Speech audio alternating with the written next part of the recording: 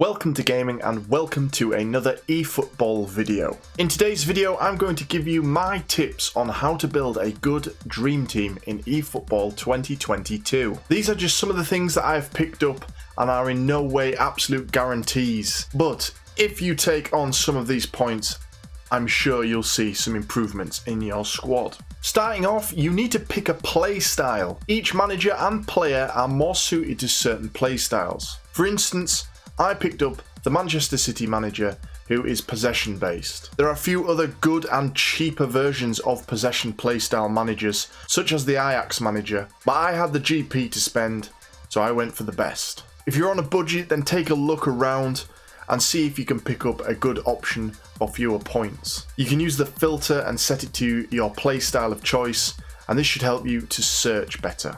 Bear in mind with eFootball now, you aren't locked into set formations of a manager like in the previous online gameplay, such as Myclub. However, it is good to understand which formations will work best with your manager's playstyle.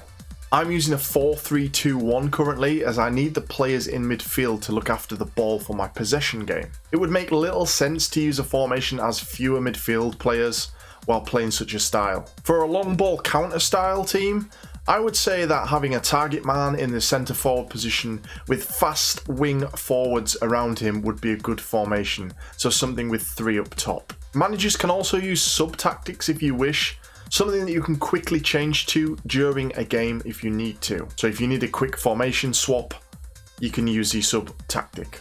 Moving on to the players, you do have a bit more wiggle room with them, as you can use their levelling up and progression to mould them into a play style, but it is probably better to look for players that will immediately fit your system. But if there's someone that you absolutely want in your team, you can train them up to fit your play style. Again, thinking of your formation, you'll want to get players that can be most effective in your setup. For me, in the formation I'm currently using, I always like to have a DMF with an anchor style. I always like to have at least one central midfield player to be box to box type, and preferably both if I can.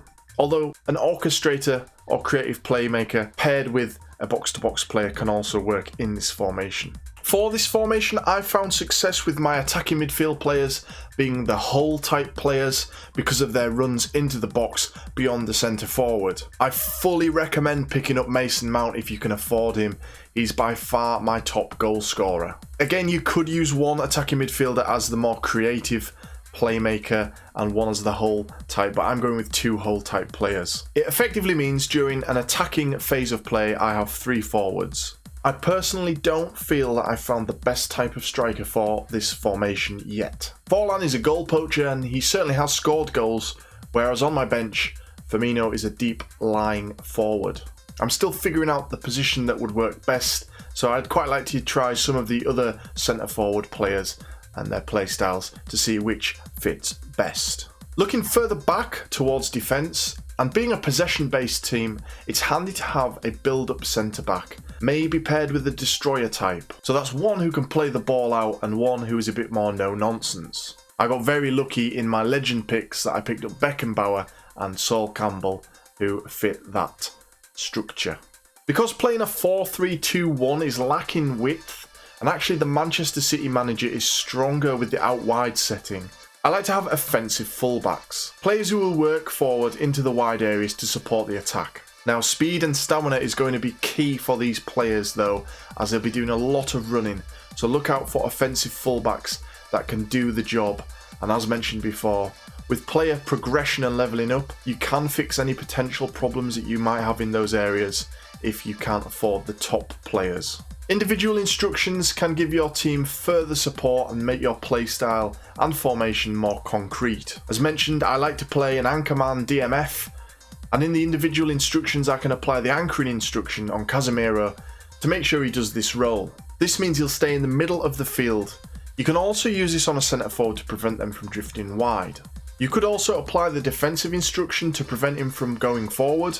The offensive instructions could work well for me being applied to my offensive fullbacks, but I find they naturally play that role without me needing to use the individual instructions. For my play style and formation, I'm not currently using any of the defensive instructions If you are using a counter style though, you could select a counter target here, which could help with that style of play.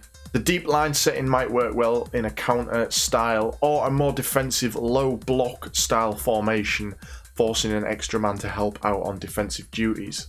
So to recap, pick a manager with the style of play you want to play. Make sure your formation works for that play style.